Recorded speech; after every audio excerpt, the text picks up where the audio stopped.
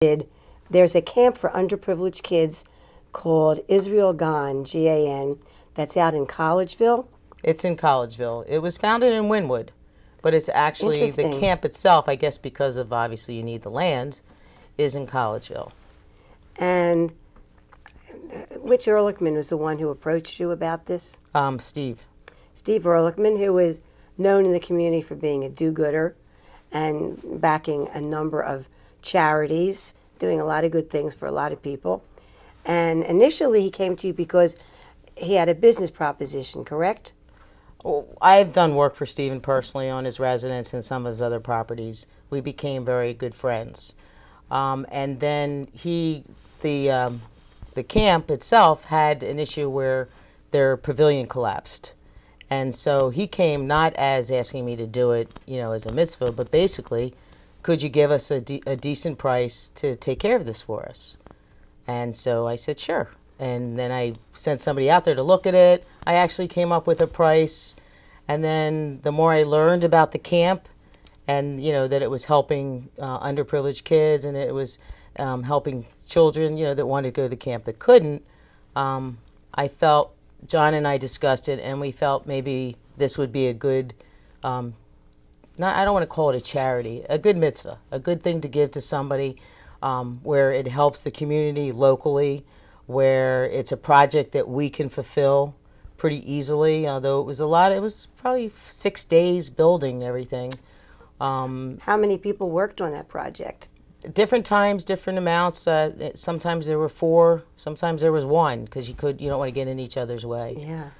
So they were there every day, and then there was people, that would deliver things and, from our shop and take it there. It's not around the block. But it was enjoyable. This camp already started. We were supposed to do it the week before, but as you realize that there's been, dancing raindrops this summer. Oh, a lot of rain. Yeah. So we were able to do it cleanly and not interfere with the camp at the time. Now, the person who had originally built this pavilion, did it have a roof originally? Oh, yes.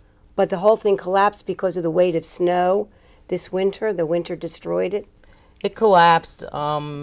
It structurally wasn't, we built it like a fortress. So we put Let's put up a picture of it. I think we have a picture of it. There we go. Okay, so that's beautiful. Thank you. If you look underneath, you have all those joists and those cross beams.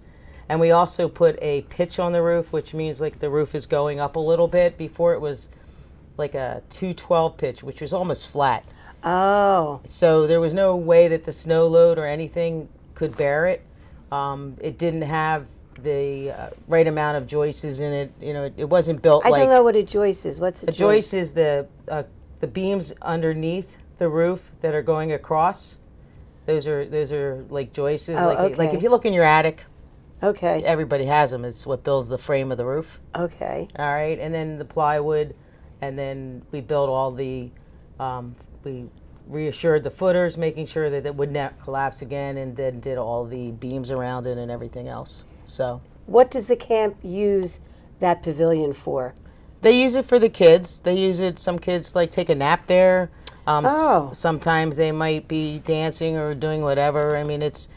It's critical that it's built properly because you're protecting kids. You're going to have a lot of weight on it too if the kids are dancing or playing. Well, yeah, that's whatever. not the worry. The more the concern is the roof area where we build it so that now the snow won't sit up there, and now if there's a really bad rain or any type of weight up there, we've shored it up so that there won't be any chance of it falling down again.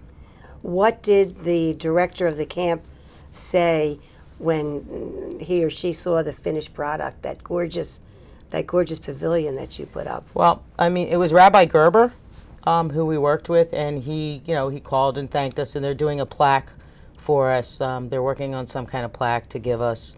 And then Steve sent us an email just saying, thank you very much. What a wonderful job. It looks great.